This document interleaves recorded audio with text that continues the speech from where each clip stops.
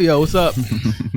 Black Print, ThrowBLKs, J5 in the building. Here with Josh P. Josh P's. We here. ThrowBLKs. Yeah. Another one. A Project P. Hey. I actually work on a Project Pat t-shirt.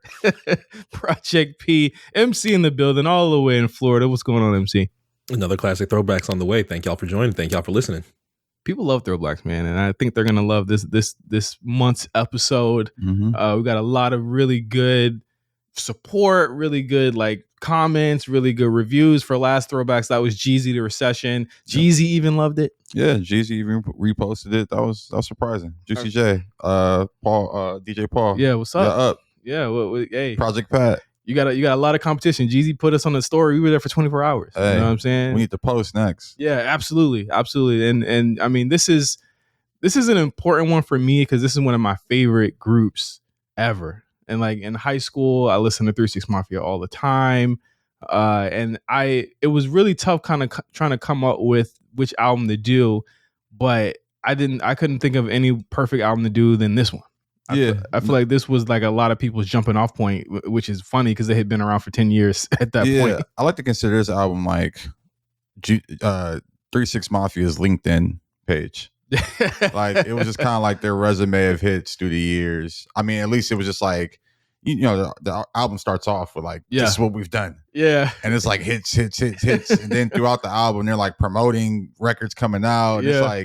It's Roll With It kind of has the Who Run It sample in there. Mm-hmm. So I just feel like this was the album when they were hey, we do this shit. If you need some beats, come holler at us. Yeah. And we'll get into that too during the episode. The entrepreneurial spirit of 3 6 Mafia and Hypnotized Minds. But I think I want to get right into it because we got a lot to cover. Mm-hmm. This is probably the most tenured, the longest running thing that we've ever covered on this show.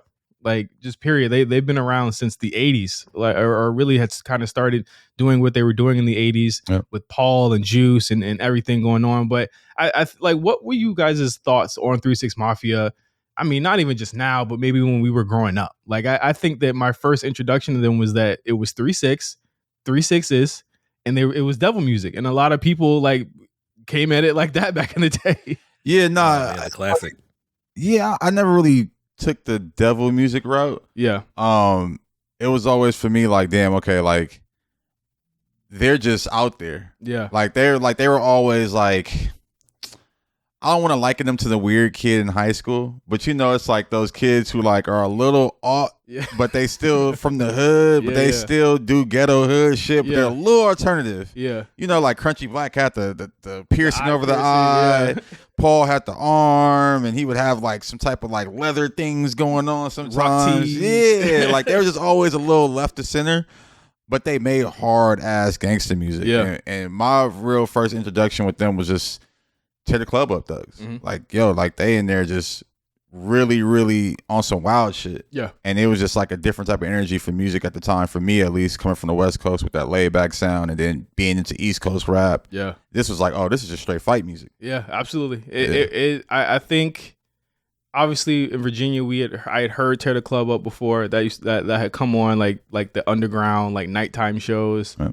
I feel like A+ knows a lot about 3 6 because he was on the radio. That motherfucker was doing radio stuff back in the day, but it was Riding Spinners, which was the one in 2003, 2004, where it was yo, what the fuck? And then, well, actually, no, it was Late Night Tip for me when I was younger because that used to come on Rap City back in the day. And then it was Ghetto Chick because that used to come on BET Uncut. And that was the video where there was it was in a set and there was them behind bars, but it was on a set. It was the strangest video ever. Another Willie Hutch sample. There's so many Willie Hutch samples on Most Know Unknown. But it was from there. I had an actual friend on the end, on a message board that I used to frequent that put me on to everything else 3 6 Mafia. He told me about all the Memphis beefs. He told me all the shit they was talking about, all the rappers that they was beefing with, because they beefed with a lot of rappers in Memphis. And it was that person I met on the internet. It was one of my first kind of internet friends, if you could call it that.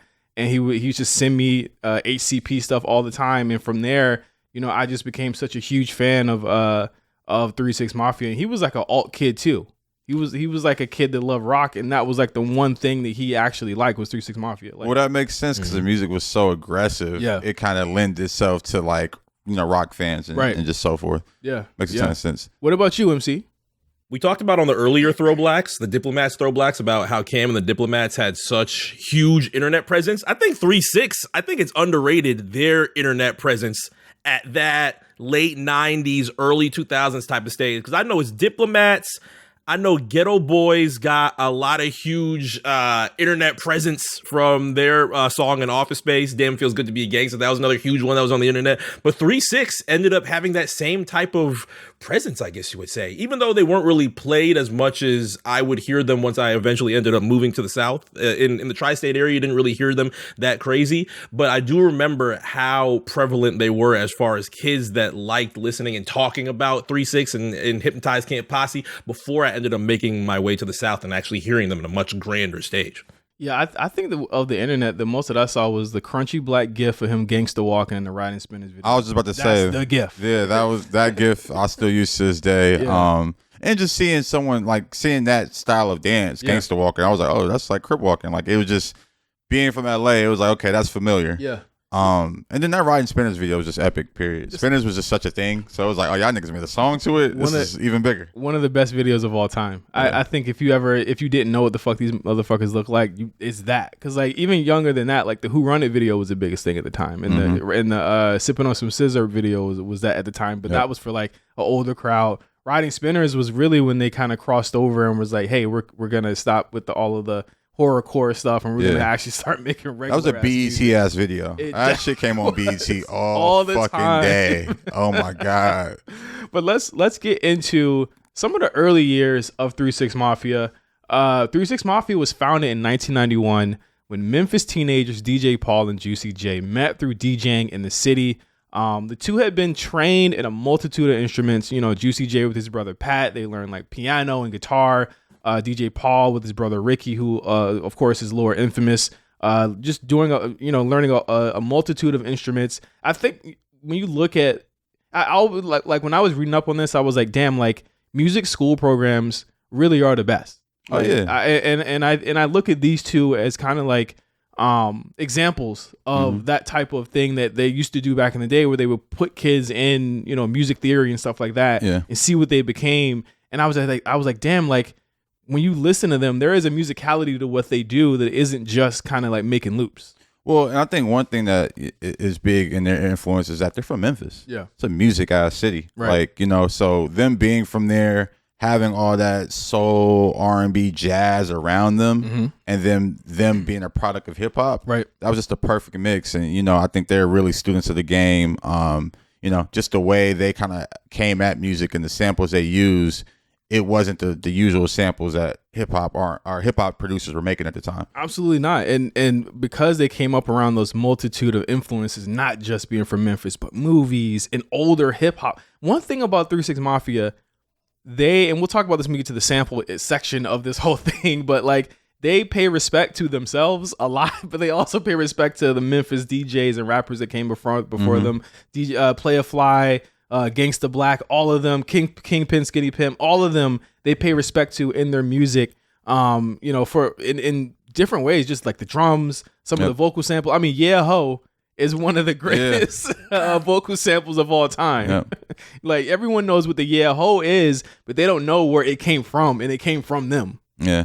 No, it's crazy how influential they are to hip hop in general. Like just listening through this album this week, I was like, damn, like all these beats can work right now with a multitude of different rappers, and not even from Memphis, from like a 21 Savage's sound. What's her name?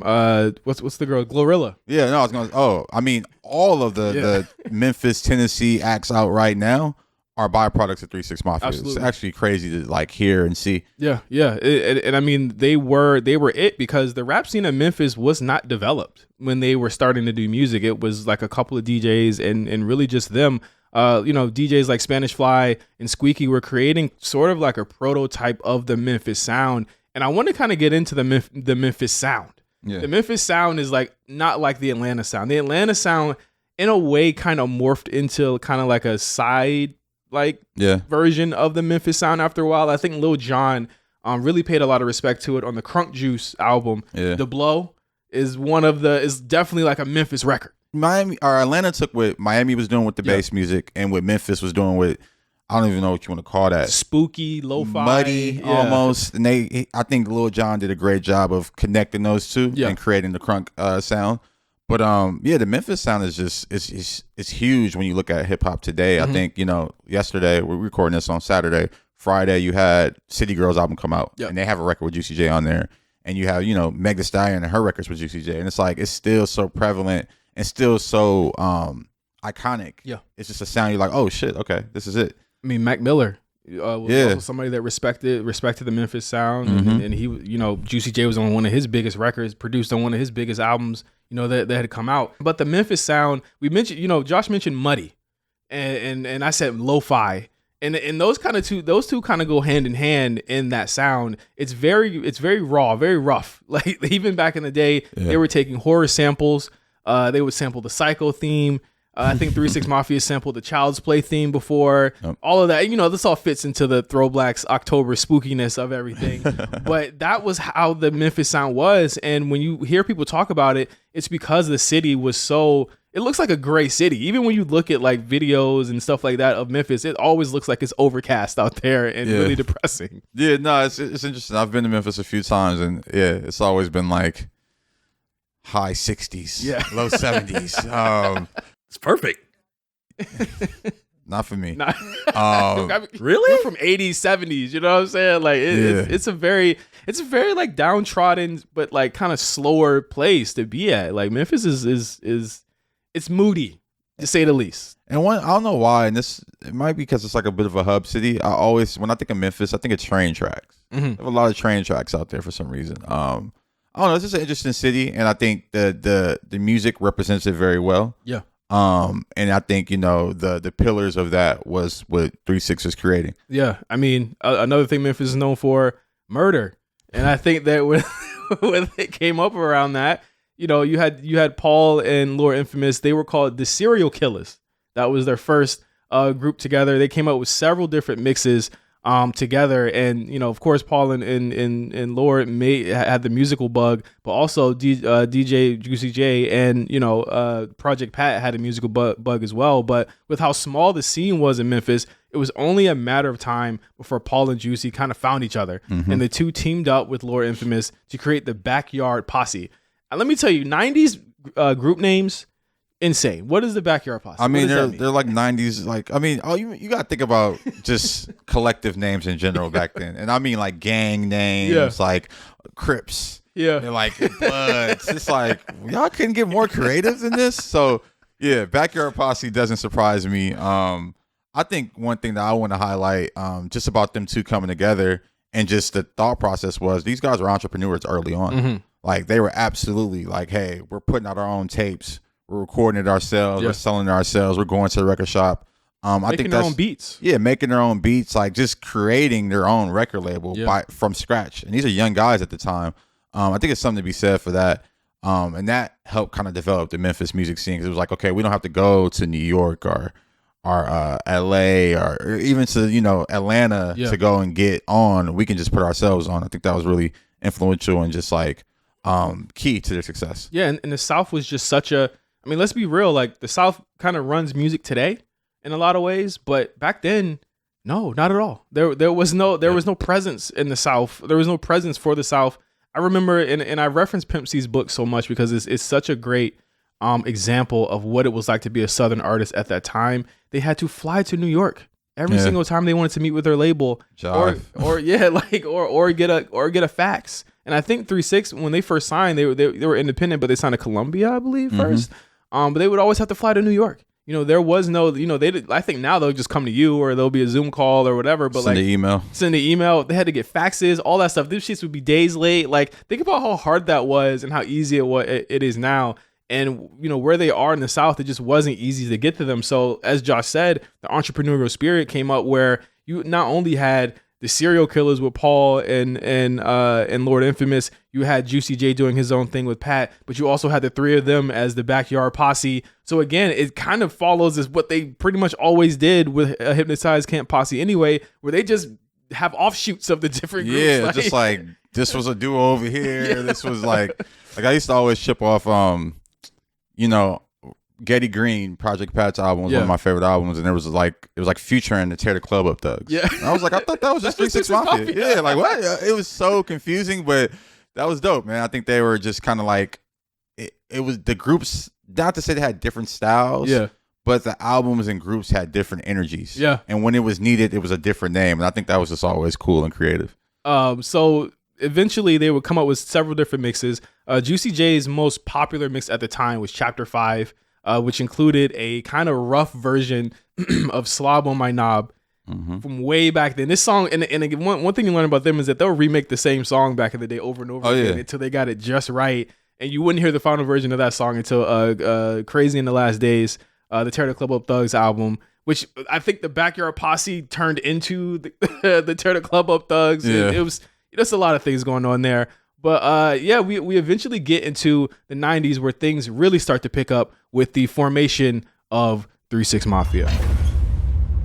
They've had a lot of different versions of 3 6 Mafia over the years, but they officially formed with rapper Coops the Nicka, who eventually adding on Gangsta Boo and eventually Crunchy Black a year later in 1995, and they released their project Mystic Styles, which featured Live By Your Rep, a Bone Thugs and Harmony diss, and Tear the Club Up, a song that had so much drama that it eventually got banned in nightclubs in the South, which is such a 90s thing to do, is ban a whole song from a nightclub. No, I mean, it was real. Like, that song would come on and start fights. Yeah. Shootouts. Like, it was one of them songs, one of the first songs, I think, where people were, like, waiting for that to come on to, like... beat somebody up. Yeah, to tear the club up. Yeah. Like, it was just really it. And, I think... I'm trying to think. There's some other records where they've banned... Like, I know there's, like, a Pastor Troy record that they banned in clubs at one point. Wasn't it, No One Playing GA? Yeah, No One Playing GA. No One Playing GA, yeah. But it's just interesting, man. Like, that's how iconic this group was. Yeah. They had songs that were literally banned. Yeah. Like, and again, like, you don't hear about banned songs anymore. 3 6 would eventually keep testing the waters. They had songs like Put Your Signs in His Face, Gang Signs in His Face. They had Who Run It was another one that I think was banned in some clubs as well. Again, they would always have these anthems that would get people beat the fuck up in the club. Again, making way for Waka Flocka Flame to have songs that had the same kind of energy a couple of years later. And again, it's that prototype sound of what would eventually become crunk. And Josh, what do you think about the argument? And this was an argument back in the day in the mid 2000s of who started crunk. What were who were the godfathers of crunk? Who were the grandfathers of crunk? A lot of people, like Lil Jon would always give respect to 3 6, but the argument was always 3 6 started it, or they'd be like, no, Lil Jon started it. I think for me, I say that Lil Jon started it because he actually put a stamp on it and was like, this is a sound. And crunk was a little more playful than what 3 6 was making. Like, crunk music was high energy, but it was also a little more just like less violent. Yeah. I think to a certain degree. Crunk was pretty violent though. I mean, it was, but I think it was just like, I don't know. I feel like, and it might have just been the way that they were marketed. 3 6 music was just like, it was definitely a precursor to crunk. It's definitely influenced crunk, but it was a little more just like, I'm gonna kill you, I'm gonna beat you up. And crunk is just like, we in the club throwing like, oh, it was just bows. Yeah, like it just, I don't know. It felt a little less violent. So I give it to I give it to Lil Jon. Yeah. But there would be no crunk music, Lil Jon, without 3 6 Mafia. I want to call their music something else. I just don't know. They would call it Memphis crunk, or they would call it Memphis bump. Like they would again, like, Memphis rap is just different. You know what I mean? And as Josh said, like, crunk isn't overtly violent, but 3 6 was saying some wild shit back in the day, and then would turn around and say, "We believe in God." Like that was just the wildest shit. Like, Lord Infamous on one of the albums said, if you think I worship Satan, I'm gonna send your ass to meet him. I'm like, nigga, well, have you heard the last 6 mixtapes he was on? Talking about worship, like, you've seen the covers, nigga, worship. And that was a big thing back in the day. You look at the Chapter 2 World Domination cover, the Mystic Styles cover, they're wearing black masks and holding machetes and shit like that. Like, this was really a shock rap era in the 90s where it's different from now, where, like, they were trying to get your ears by kind of attacking your eyes back in the day. Yeah, I think when I look at Mystic Styles, that album, and I look at the album cover, I like to believe that they were very much influenced by Ghetto Boys and just like the things that were going on in other places, but they're like, this is the Memphis style of it. You know, the horrorcore-ness of it was really shining bright in that album. And that was one of the albums I heard, and I was like, okay, like, this is cool, but I'm not about to go back to this. Yeah, like, and they were obsessed with Child's Play and Michael Myers. They sampled that. Phantasm, they've sampled that. All types of horror movies, even some shit that people have never seen before. Memphis is a horror movie ass fucking state. Like, you would even see, I think Paul would walk around with a Chucky doll. I mean, Bushwick Bill also walked around with a Chucky doll as well because he believed himself to be the Black Chucky at the time. There were just so many, and the South was just a dark time. South is looked at as a party ass area now. It was not this in the 90s. It was some horrific shit going on, really, in the Deep South. But you know what? It's like, it's so good to be able to pinpoint the way that hip hop is kind of like adopted throughout the South, as far as the links between Houston and Memphis. Then you have the links between Memphis and Atlanta, and how things had really tied. And it's not really as controversial as things of who took who in 2023. I think that ends up being a big point as far as like influence and creators. But in the 90s, you know, you probably had like a few people that wanted to really make sure that they were stamped on that. But in the 90s, it didn't really feel like there was this huge territorial thing of, you know, influence and adaptation, I guess you would say.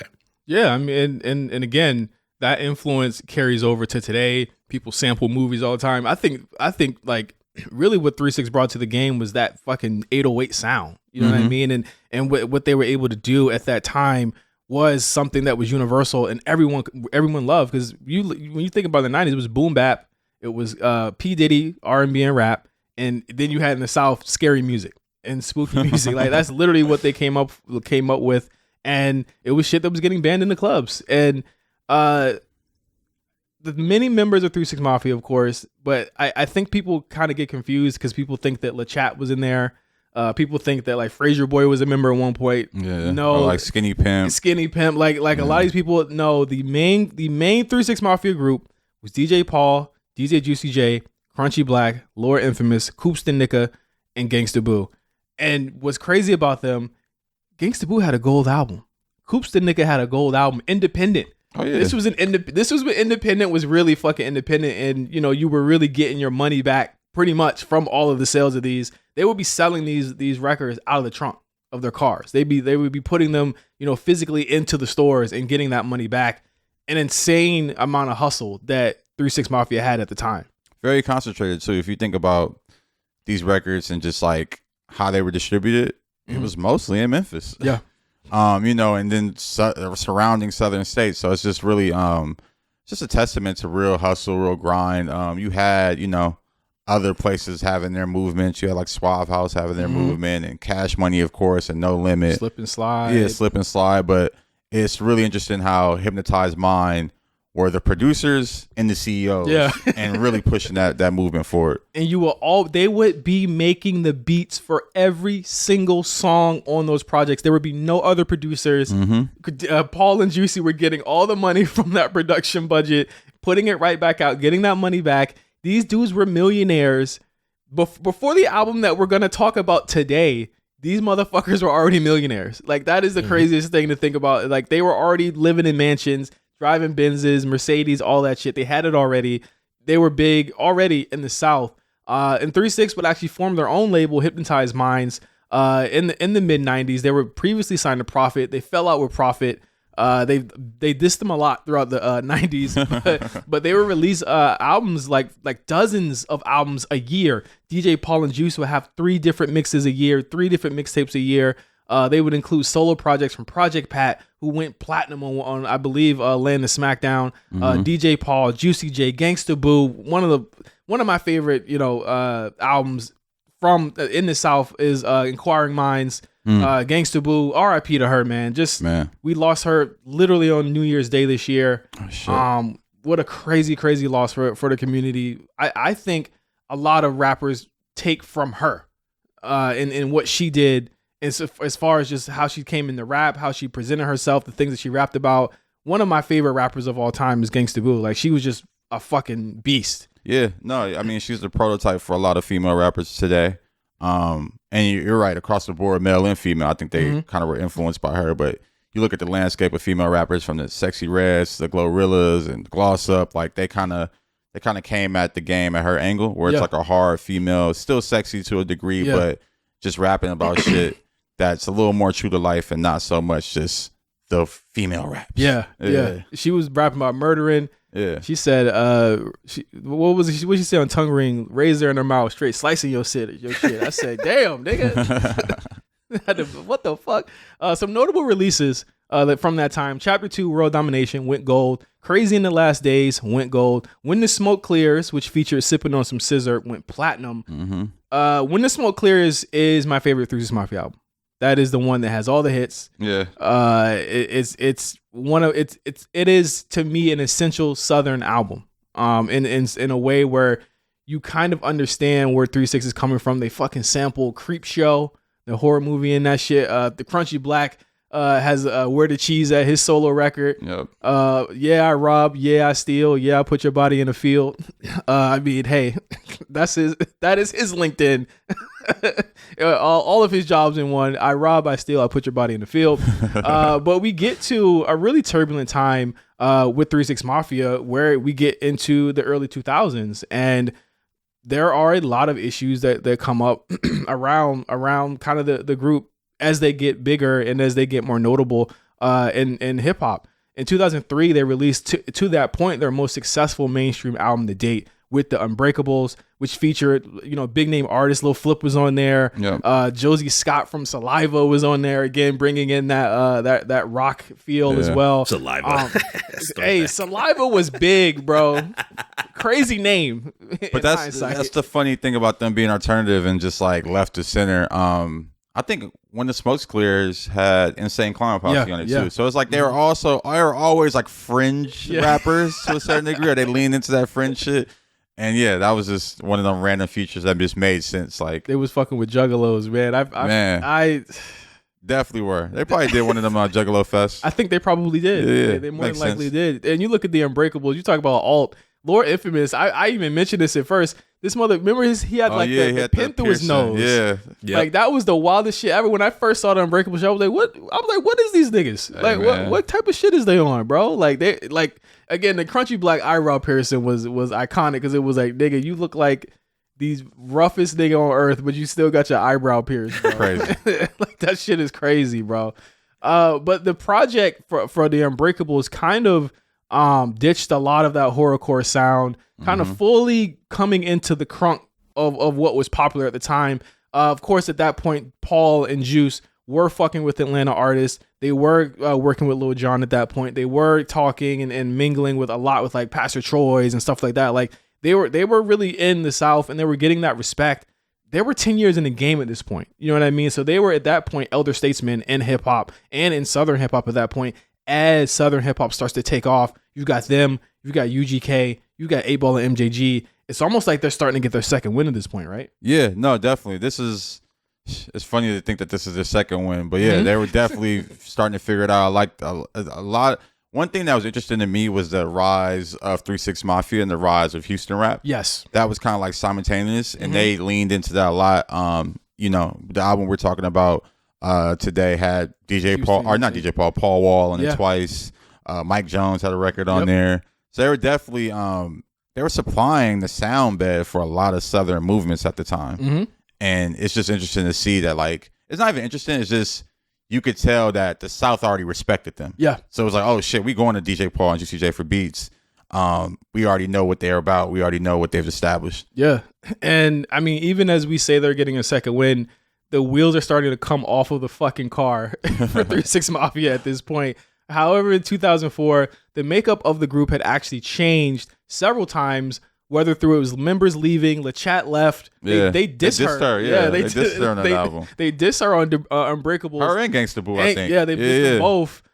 They actually bleep out LeChat's name on the Unbreakables posse song. 3 6 Mafia, every album has a posse song where they have 20 niggas on the song that are signed to the label. On the Unbreakables, LeChat was on the posse song. They bleep her name out and cut her verse and then diss her on the song. I think there's this part where he's naming the members, and then there's one member he kind of leaves out. It's LeChat's name because she leaves. Gangsta Boo leaves. And they both cite financial issues. They're not getting paid what they should be. Yeah. I think this was a big issue for 3 6 Mafia or DJ Paul and Juicy J in general. I mean, you gotta think about it. DJ Paul and Juicy J making the beats, being the label CEOs. I don't know if they was in the books. I know I'm not taking this. I just don't think that they were in the books as they should have been. I can't say taking sides. I think when you look at what all they were doing, they couldn't have been on top of the financial part of it. Like they just like their whole album was about getting high. Yeah, that's true. Like, and it's been like that. What's funny is that Gangsta Boo would actually come out a couple years ago and say DJ Juicy J was a nerd. He ain't never do no drugs. And I was like, all right, man. 20 years later, honestly, I probably believe it. He goes so hard with the branding of it all. It's like, damn, he probably wasn't doing no drugs. So he wasn't sniffing coke? The amount of drugs Juicy say he do, though, he would not be alive if he was doing all of That's those real. drugs. Exactly. Trippy niggas. Like, what? Yeah. He just leaned into it. He knew that was just good marketing. It is good marketing to be the drug, because it gets druggies to listen to your music. So he's like, oh yeah, he knows what I'm about. He knows everything that I'm doing. But that was the main thing with them in general. 3 6 was not like the Memphis at all. They're always dissing other rappers. I think around this time, which is crazy to think of how long they had been around at this time, a young rapper named Yo Gotti was coming up at that time. And he had issues because he literally went out and said, I'm never working with them. I mean, it's crazy because now you look at like kind of what Memphis rap is now. It's a little more like hustle music. You got like Dolph and Gotti and Key Glock. Yeah. It's a little like they definitely were like, we real street niggas. Like, I don't know what them niggas doing over there, but we really in the streets. And you could see the difference of it all and just the type of music they make. The world was changing. And I think that as much respect as 3 6 probably still gets, and of course they're always going to get that respect, there were younger rappers that were coming up at the time that, whether it be Gangsta Boo in the Chat from their era or the new era, they were just not fucking with the things that they did. And, they were kind of outcasted. They were not, particularly super loved out there. They talk about it on the albums all the time, especially The Unbreakable. The Unbreakables, Test of My Gangsta is basically dissing all of Memphis. Like that's literally like everyone hates us. You get it though. It's like, it's just like, man, like for all that, fight music. Yeah. There's a whole nother side to that don't want to hear that shit. Yeah. And it was, I'm pretty sure they were feeling the heat of that as they were coming up. You also have Project Pat, who went to prison several times during a point where they were at their most popular. Of course, The Unbreakables comes out, huge record, goes platinum. He's in jail. And he had already gone gold with a couple of his albums as well. Yep, Mr. Don't Play. Yep. Getty Green that went gold. Laying a Smackdown, of course, that actually came out I think after he got out, I think. But Lord Infamous also left the group for as yet unrevealed reasons. A lot of people think that he went to rehab and he had a lot of issues, and again, his life would be tragically cut short. I believe in like 2017. It's the way that they were living was hard living. Yeah, you know what I mean, and it definitely caught up to Lord Infamous in a lot of ways too. Yeah, I just all those drugs, all that. All of the spoils of hip hop is hard for a lot of people who are, not used to it and coming up in a certain type of way. Yeah. And I just think that the rap lifestyle is a hard lifestyle. You're performing every night in clubs so early in the morning. You waking up, recording, not really getting the right sleep, not really getting the right meals. That takes a toll on you, for real. Yeah, especially when you've been doing it for so long. Yeah. It catches up to you. But as the wheels are turning and falling off, 3 6 rees up with new artists, Frasier Boy, who's from the Bay. They call it the Bay in Memphis. Lil White, which of course you had to get a white rapper. I believe they signed Boogie Mane around there. Did y'all have a little white thing around your area in Palm Beach? I remember just coming out here, there was a huge Lil White, just like niggas. I don't even think call it a movement, but trailer park niggas love Lil White. Yeah. Like he was actually popping. I mean, yeah, he was having the moment. I think he was probably one of the. I mean, besides Frasier Boy. They were both two of the more successful, like second generation of 3 6 Mafia. That's crazy to think how long they had been around at that point. Yeah, no, but they definitely. I wasn't a huge fan of it, but I remember consistently seeing ads and ThrowBLKs on Source for these guys. I'm like, oh shit, people really tapping in. Frasier Boy was kind of I think his voice was just so off-putting, bro. Frasier Boy, I'm the toy. Like he was just like he just sounded like Frasier Boy like that. Come on, he sounded like a cartoon character, bro. But again, Frasier Boy would get his just due. Because as the end of 2004 kind of hit, 3 6 Mafia were asked to do what some thought was the impossible. and that was make a fucking song for a movie starring Terrence Howard. Of course, we're talking about Hustle and Flow, which would be like a convergence point for 3 6 Mafia. They were popular then. They were undeniable after 2005. What do you guys think of Hustle and Flow, the movie? I haven't seen it in quite some time. I wanted to watch it before we did this. I didn't get a chance to. I haven't watched it in a while either. It's a good movie, man. It's funny. Looking back, it's like, damn, that movie won an Academy Award. Yeah. It's crazy to think about that looking back. I enjoyed the movie when it came out. I enjoyed everything around the movie. A hip-hop movie. Terrence Howard was really good in it. I think he's become a bit of a meme coming out of it. Yeah. But yeah, it was a good movie. I enjoyed it, man. I think there's a lot of like good quotes and things from that. Like, who says the line? Look at my CEO, like, CEO, let's get this money. Yeah. Is that, I forgot. It might be Boosie. Yeah, Boosie. I don't know. It's just always like things in that movie. Like, but that was a line from that movie. Yeah. So I don't know. It was one of those movies that was like great at the time. And now you look back at it and you're like, was it good? It was a moment. Yeah. We had never seen anything like that. And I think that what Hustle and Flow did, it took what people thought of as a hood movie and it became mainstream because it had actual budget and it had actual good writing and it had actual actors in it. And you had Ludacris in it, of course, like who was at the beginning of kind of his whole acting thing. He killed it. Yeah, like, no, he killed it. He was really good in the movie, and the soundtrack was amazing. But again, it came down to Paul, Juicy, and Fraser Boy writing It's Hard Out Here for a Pimp. How did this song win an Academy Award? People were pissed. Yeah, people were that pissed. year. People were But it was mad. a good song, man. That's a great fucking song. Hey, you know what it was? It was Terrence Howard's performance of that song. With the accent. Yeah. I think his accent was so insane on that song. Out here for a pimp. And the way they put the beat together too, the way that they're using the MPC and just how minimalist it is of them just and putting that Memphis production together. Yeah. You know what I like? The Moneybagg Yo video where he pays where he pays homage to that. I was like, that's so crazy that no one had thought of that yet. Yeah, I mean, it's funny if people kind of stay away from that movie. Yeah, why? I want to know why. I don't know. I mean, I feel like it's become a bit of a meme where it's like, it's not really. I think it's because of Terrence Howard and the mains. It's like, come on, man. Like, he just did that and everything after. But then again, like 20 years later, Grizzlies games, they're chanting "whoop that trick" loud as hell. They're chanting "whoop that trick" at WWE shows. They don't even. I don't even think a lot of people that chant it know the context of it being of the context of the song. I guess you would say, because I don't hear the "get 'em" when they're yelling "whoop that trick." I'm waiting for the "get 'em." That's why I feel like it's a bit of a meme, because it's like it's just this thing that's taken a life of its own outside of the movie.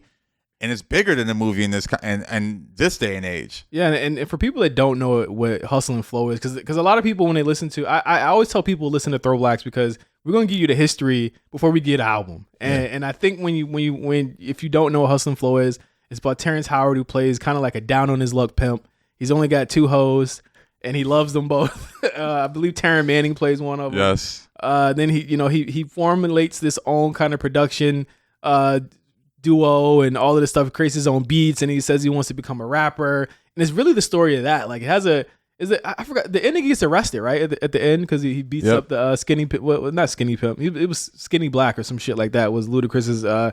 He gets him drunk, throws the tape in the toilet, fuck this shit, beats his ass in the fucking bathroom. Really great scene. Like, it is a funny movie, but it's also really tragic, and it's about someone who, I mean, a lot of people know somebody like this. A lot of people know artists like this who just can't get out of their own way. And I think that a lot of that kind of spoke to Paul and Juicy as they created the soundtrack and helped with the music. They helped with the music and the score on this. And again, we said this earlier. These people were classically trained in a lot of instruments. Oh, yeah. And they finally got a chance to do that with this. I mean, they had already come out with movies as well. Choices 2 came out that year as well. Mm-hmm. Choices 1 had already come out. Have y'all seen Choices? I've seen Choices, yeah. Choices is a fucking hilarious movie. You need subtitles to watch this movie because the fucking accents are so fucking thick in this movie. Well, they were already making movies at this point. We're 3 6 Mafia. Yeah, no, I mean, that goes back to their entrepreneur spirit. All the labels had movies at the time. No Limit, I'm About It, Baller Blocking, Rockefeller had movies as well. Yeah. So they always were like thinking ahead in just different ways they can kind of expand their empire. And I mean, out of all of them, they might have took it the furthest. They won an Academy Award for a movie. Yeah, they won Academy Award. They walked up there. I was happy, bro. I shed a tear. You know what I'm saying? Like, because this is like one of my favorite groups at the time. This is like Jay-Z winning an Academy Award or something like that. Like we felt like we all won that night. You know what I mean? We felt like we all won. They walked up there with fucking girls in their mouth. Mm-hmm. They had suits on, but they had chains on too. Yeah. Iconic picture. Fraser Boy, again, like if he don't ever do nothing else in his life, you know what I mean? I don't think he has. Yeah, I think he's still around, actually. I think he still puts out music. Oh. He's still making music. Yeah, okay. I don't know if he's with Paul and Juice anymore, but he's still making music. But if he don't do nothing else in his life, the fact that he got to stand on that stage with all them white people being like appalled at these niggas that was just up on stage, y'all don't understand how mad people were the next day after that, though. I'm looking at the photo right now. These niggas didn't have suits on. Wait, they didn't? No, these niggas had jeans, black tees on. White tees and jean suits. Oh, shit. Yeah, Juicy J had on just a black rock and roll tee, some skull on here. Fucking. They you know what? Pardon me. I thought that they had dressed. They dressed up to a suit to some shit one time. Yeah, that was like the red carpet for some shit after. Yeah. That's when they started doing the show. Yeah. Yeah, they had the MTV reality show after. Yeah. Listen, they hit the ground running, and you know how good of an entrepreneur that they were. They said this is the time to put out an album. So out of nowhere, literally after this, they said we got an album coming out, and we're gonna call it Most Known Unknown. And they hit the ground running here. They got the Oscar in February. This album was out by September 27th. So they pretty much spent the rest of the year working on this album. 3-6, they were prepared to kind of take the next leap into that, and that will become Most Known Unknown.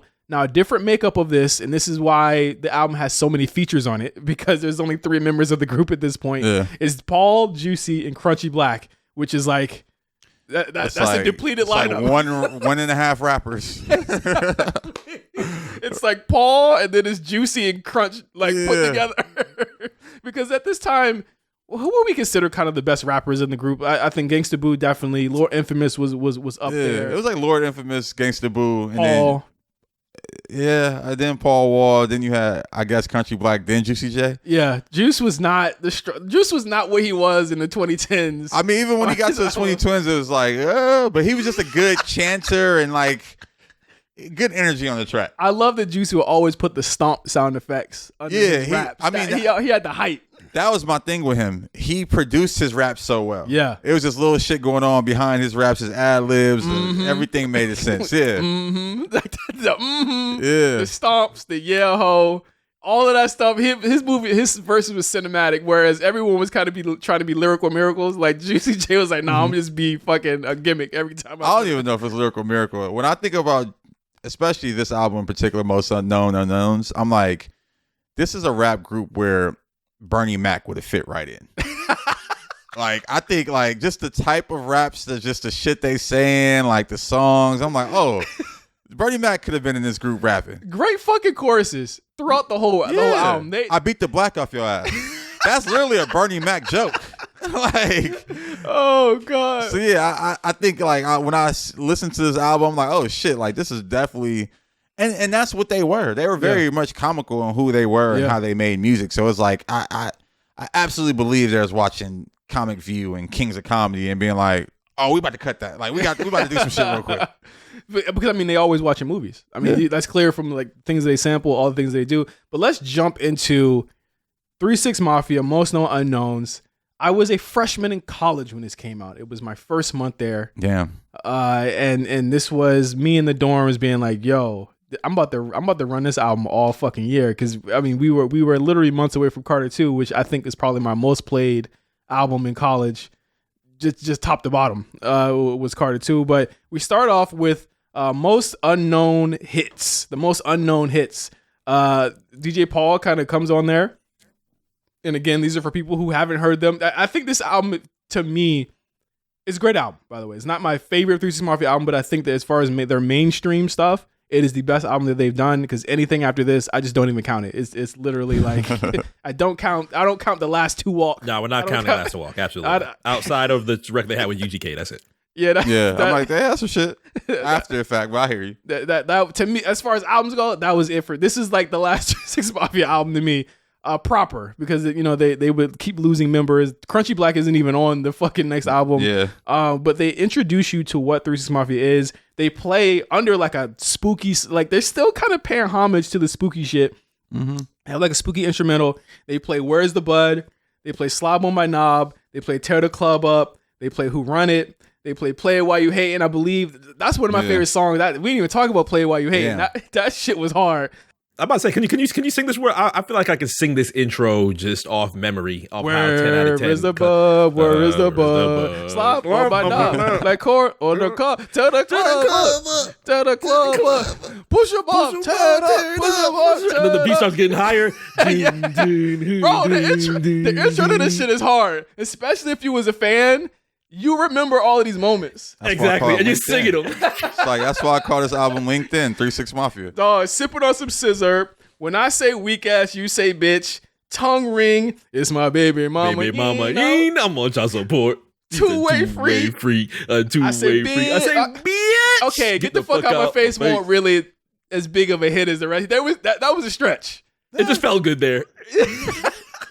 Bitch, get the fuck out my face. Wasn't really a big hit like the rest of them joints. No, it wasn't. That was a mixtape joint that they had. Riding Spinners, Testing My Gangsta, Who Gives a Fuck Where You From? That was on the K Slay album. Underrated. Damn, Underrated. That was on NFL Street 2. Yeah, that was on the K Slay Street Sweeper shit. They had a video. Lil White was in the song. I was like K Slay paying respect. But I believe they were all on Violator at the time, and I think that's how that happened. Okay. DJ Paul actually disses Violator on this album as well too. What else? We're looking for them J-Lo booties, big ol' ass round of fat. Let me squeeze it. Now one hit a quitter. Listen, they love big asses before big asses was cool. Okay, they was always talking about big asses. They're from Memphis. In the day. Exactly. One hit. Okay, when they get to the choices, 2 songs at the end. I know they go in chronological order, but these were not hits. They're just songs. They were just songs. Who I Is wasn't a good record? Hell no. With the fucking with Trillville. Don't try Trillville. Don't do Trillville fuck like out that. Here. We're Trillville now. Man. Don't do Don P like that. Hey, come on, man. Who you fucking with, bitch? Who you fuck? Shut the fuck up. Then we go right into. I gotta say, the sequencing on this album to me is really great. Like every song flows into each other perfectly. You have your down moments, but then they bring you right back up. Like again, it speaks to how good these guys were at producing, and also being just the executive producers of their own albums. Is that they knew as DJs how to kind of spread the wealth, so to speak, as far as the song. How do you think that the process goes between these two producing? Like, who do you think does the drums and who does the melodies? What do you think? That's a great question, man. I've never really dove into that before. I feel like they're both so good at both drums, melodies, sampling. Like I think it's just like someone starts an idea, someone finishes it, or I don't know. Like that's really interesting because they make so many beats. They make so many, but they're even just outside of 3 6 Mafia, they're both prolific in their production alone. Right. Like if you look at their catalogs alone, DJ Paul has done a bunch of shit for Drake recently, and even one of those records Jay-Z rapped on. Yeah, Talk Up. Yeah, Talk Up. Then you have all the shit that Juicy J does outside of the group. It's actually really interesting to see that there was 2 great producers together. One thing that I notice is that I can't tell between the two when it's the solo production. Can you? Like when it's solo Juicy J, I can't tell. It's like that's how good they are, is that they kind of turned into each other. Oh yeah, no, I mean I think they just feed off of each other and just were so good together and alone. I don't know, it's interesting because I think about other production duos. You think about the Neptunes. When it's just Pharrell, you can kind of tell. When it's just Chad, you can tell. Yeah. You don't even really get it. Yeah. Honestly. So yeah, no, that's really interesting, man. Like they really were equals. We go right into Stay Fly or Stay High. Which one do y'all prefer? Stay High or Stay Fly? I mean, I prefer Stay High because it literally is it's a getting high song. Yeah. Stay Fly was just, the very clean BET good flip version. Yeah, good flip though. Yeah, not gonna lie. They figured it out. It's a good flip. This was a prolific song in that it was the first time that 8Ball and MJG and 3 6 Mafia had ever linked up and worked together, which is crazy. It's crazy to think of. That is really crazy. I didn't realize that. I don't know if they had animosity at that point, but again, being in the game for 20 years at that point, or 10 years, almost 20 years at that point, and never working together, really, really big deal. Young Buck's on the song, probably one of Young Buck's biggest songs he's ever been Young Buck had already worked with 3 6 Mafia before. He's on a song on. He's on a song called Memphis, right? Yeah. But he's actually from Nashville, though. It's kind of crazy. Exactly. I always thought that. I was like, why is he here? But he always embraced them. Yeah. Like, I think he might have been on a song before that even. I think so. Yeah, I think he was. And he also tapped Paul and Juicy to produce 2 songs on his debut album. They did Taking Hits and they did Stomp. Stomp. Which is one of the most. That's a great song. One of the greatest stories behind the song ever. If you guys have never heard about the story behind Stomp. So this is mid 2000s. T.I. is calling himself the King of the South. Ludacris also kind of taking claim to that. This is during the King of the South arc or plot in Atlanta. So the song leaks with a T.I. diss, and Young Buck calls Ludacris and says, "Hey man, I got this song I want you on. I want to let you hear it, but I ain't gonna tell you what's on it." Ludacris hears the diss, and then pretty much he pretty much like disses T.I. on the same song. So in the original version of the song, you have T.I. going first, and then Ludacris, having already heard T.I.'s diss, T.I. has no clue that this is coming. Disses T.I., says, I think the biggest, there was a couple lines in there, like, I guess you're mad because cleaning my fish tank in your house costs the same or some shit like that. Yeah, and the biggest line was, "Please stay off the TIP of my dick." Crazy. T.I., but even T.I.'s jab was slight. Like, me getting beat down as Ludacris. Down there, Ludacris. That's a slight tap. Like, that was, Ludacris went crazy on this nigga on the song. Luda came on, motherfucker. I knew Luda was bad when he started off like that. I was like, oh shit. He just kind of jabbed him. Like T.I. was just playing. Ludacris tried to end his career. Like, literally tried to end T.I.'s career there. And then what happened was when the album came out, and I don't even know if T.I. and Buck are cool at this point, T.I. hears it and he says, "Take my verse off." He doesn't clear his verse, and they replace his verse with the game on the official version of the Young Buck song. But again, 3 6 did the beat. They cannot stay away from beef, no matter where they're at. Yeah, it's crazy. That I forgot that they replaced it with Game. Is that the version that's on streaming now? Yes. You cannot find the T.I. version unless it's on YouTube. Unless you got G Unit Radio Part 8. I think it was Part 8 that it was on. I can't remember. Well, when you the first original printing of Straight Outta Cashville that's why I have it. Oh, I did? remember I had the disc. That's why I haven't listened to the album in a while, but I had the disc, and I remember it was both of them on there. Because it was the leak. Remember they would ship CDs early. They pulled it back. I believe it was some type of production fuckery. I might be getting my timelines wrong, but every version printed afterwards is only the Game version on there. And the Game version is so bad. Like, his verse is literally, you can tell they asked him to do that at the 11th hour. We got to get this shit out. We couldn't find anybody else to do it. We barely like your ass at this point. Can you please put this verse on the album? And there it is. So that is your aside, your hip hop history aside. The first song where 2 people are dissing each other on the same song happened to be Young Buck's Stomp, produced by Juicy J and DJ Paul. Speaking of history and speaking of beef, we can't talk about Stay High without talking about one of the more notable moments in internet history, the beef that 3 6 Mafia had with the holy community. Oh, and God. The small amount of information that we had at the time of sampling, apparently, because the big moment on the internet that made its way through multiple different cities and states was the double 3 6 chant. Mafia has taken this sample, Willie Hutch sample, great record, and flipped it to make it a devil chant talking about Lucifer, you are my king, you are my whatever it was in 2005. And it spread so damn far. I'm pretty sure there's people in 2023 that still believe it. Yeah, I forgot the satanic panic that happened in 2005 over a 3 6 Mafia song. And I was like, even if it was a satanic chant, I'm not putting it past them to do that. You know what I'm saying? It wasn't, but listen to their old music. They do that anyway. Yeah, I think that was just a part of the marketing. Yeah, but it's just funny that the first time they didn't do it, people thought that they was being extra satanic, and I'm like, but this is definitely not as bad as any of the Prophet Posse albums that were like literally having people talking backwards on them and shit like that. Like, come on. I gotta stay high. I. Oh yeah, iconic chant.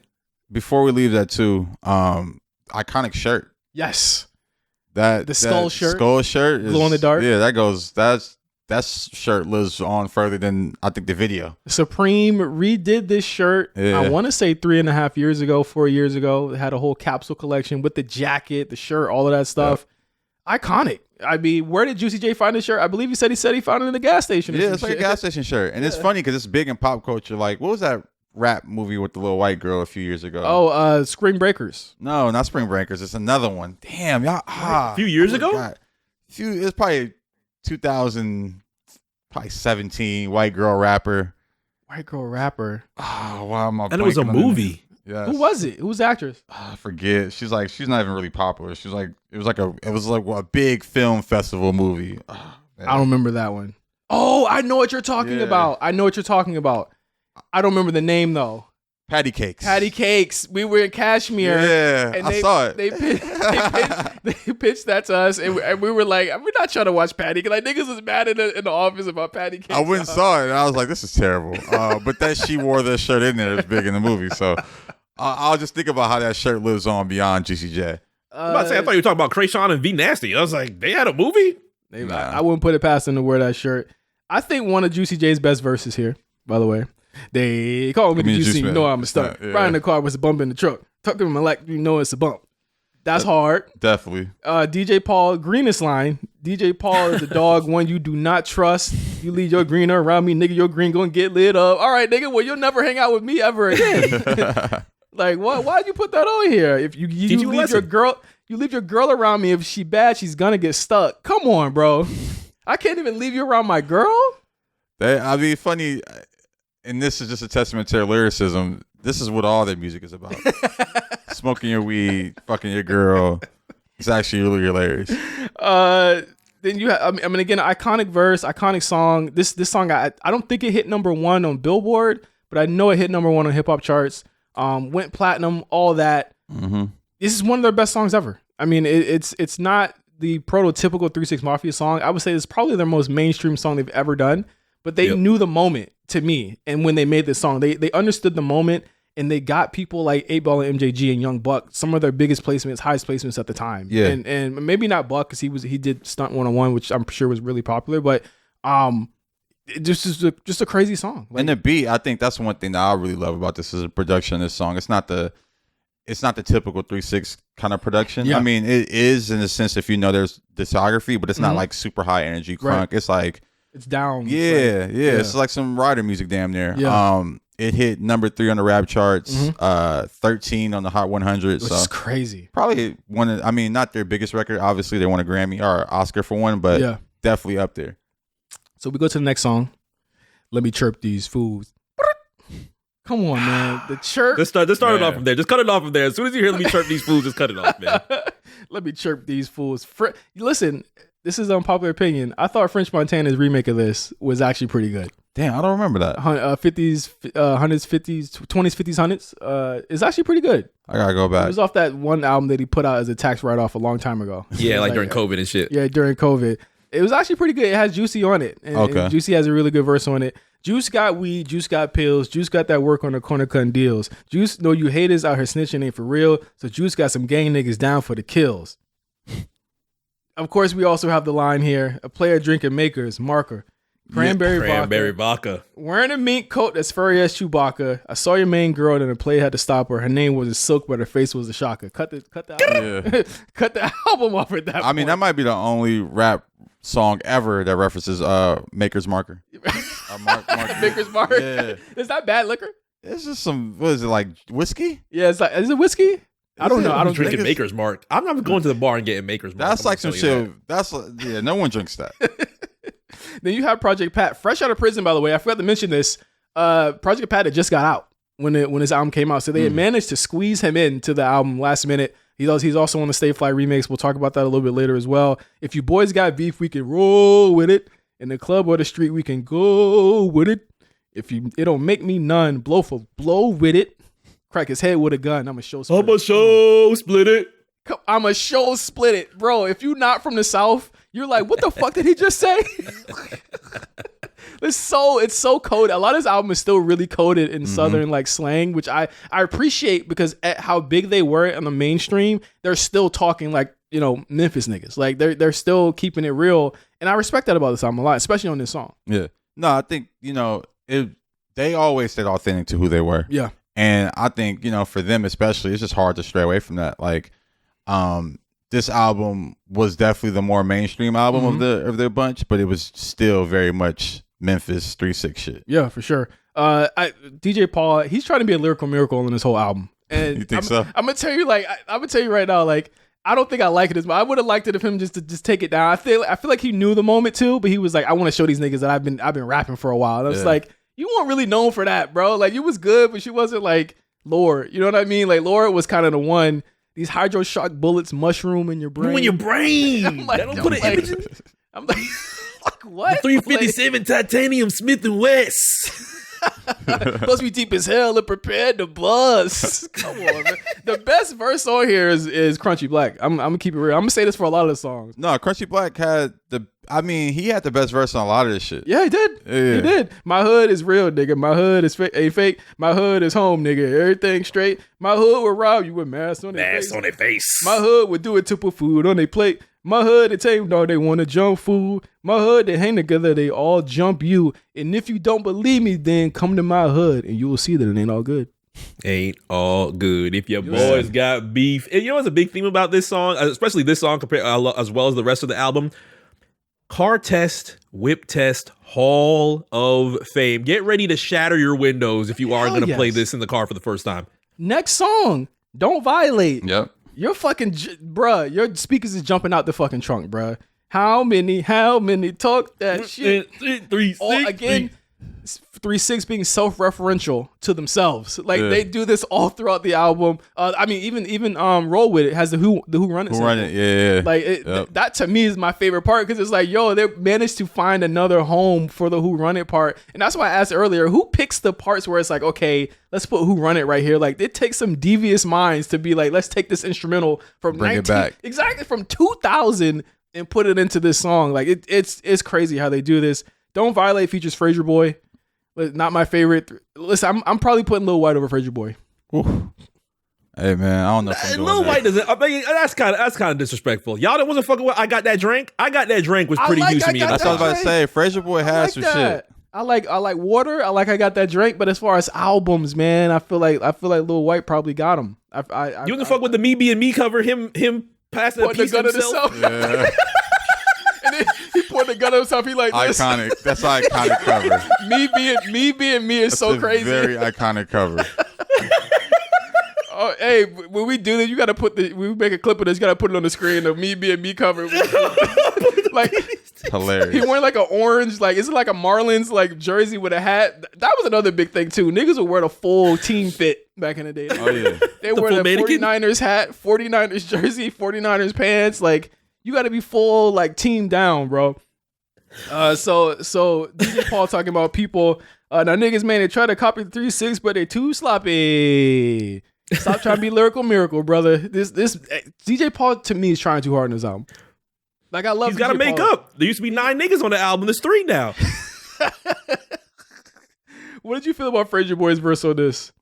I fuck with Frasier Boy's voice. That's the thing. I like Frasier Boy because he was like a fake Project Pat almost. Like, just the way he kind of came across, his voice, the way he just what he stood for. So I was like always looked at him as Lil Pat, and he was a good. It's a good balance to what 3-6 was doing, where this shit was so chanty. He was just like coming in rapping for real. Frasier Boy said he's gonna leave your ass in the past like Nintendo on this one. I said, okay, buddy, let's do it. Then we have Swerving coming up next. This is their hey, Houston is hot right now. Yeah, let's just grab the hottest people. They once again self-referential. They took the verse, Mike Jones' verse from was it I Got That Drink, which was a Frasier Boy song, put it on this song. That song had come out maybe 6 months before this, and they were already self-referential to that song. Get high, ride, whip, swerving side to side. Get high, ride, swerving side to side. That beat, oh my god, screwed up a little bit. Yep, the whole record pretty much was slowed down a bit. Yeah, it was like Houston's having a moment, we're gonna join in on that. Yeah. But it also showed their versatility. It's like we can do this too. Like if Houston's having a moment, we can show you we got this type of production. Yeah, and we've been doing it too. Yeah. And also obsession with syrup. Around the 2005, 2010, 2011-ish, everyone was sipping syrup at that point. It was back in full force. I mean, that was like the beginning of it. I feel like for a lot of people where, like that, they were like the purveyors of syrup sipping, and like on the mainstream at least, they had sipping on some syrup. That was a big moment for that culture. And this has continued on with it, but I think it's just interesting to see like that was the beginning of what we see now, where it's like it's everywhere. Yeah, I was just looking at one of my favorite Corridos band, Fruez Rigadel. They sip syrup. Oh my god! They like got in the back. They backstage. What's the good syrup now? Walk Hard. Yeah, Walk Hard is like the one. Tris. It's a couple of different brands. What did Yachty just say on the Drake album? He said, "I'll support the ops before I sip green or something like that." Oh yeah, green. I would never sip green. That shit look like snot. Oh man, Crunchy Black once again MVP of the song. You gotta be leading to the right, you gotta be leading to the left. Oh, that sip so much syrup, man. I think I need some help. He's killing it. Yeah, throughout this whole shit, bro. Like. Even when we get to side to side, we got to have a conversation about how this man ripped this song up. But knock the black off your ass. This is the Bernie Mac song right here. Don't violate the Bernie Mac song too. It's a lot of little. The intro to that is hilarious. He's like, don't violate the intro. He talks about bitches being niggas in hoes. Yeah. But then he goes to the hook and it's like, don't violate me, ho. Like, it's just like, damn, is it bitches and hoes or is it like who's who? So, but yeah, knock the black off your ass. Definitely hard ass beginning with the collect call. Yep. Because it kind of introduces Pat again. They were really, because Pat, people don't understand, Pat was supposed to be their one. That was like their like Joel Santana. That was supposed to be like their who's like another kind of like Juvenile. He's supposed to be the one that propelled the label to the next the next phase. Ain't no bitch in my blood, nigga is nothing but thug. Ain't no bitch in my blood, nigga is nothing but thug. I knocked the black off your ass. The main nigga on the block where it's hot talking shit gonna be in the main motherfucker somewhere dead in a ditch. Project Pat murdered this. You can cut this shit off after his part because there's no song left after Project Pat comes on this song, bro. Like, he was back, yo. He was back. A lot of people were upset at the time because his voice was different. And I was like, he sounded old. I'm like, yeah, he got older, nigga. Like, he been in jail. Yeah, like he got older. His flow was a lot more kind of developed. I think he did a lot of probably practicing and just kind of playing around this flow while he was in jail. And again, you want to talk about fucking lyrical miracle? It's this motherfucker right here. Like, let's talk about the lineage of Project Pat. He's still being respected today. Yep.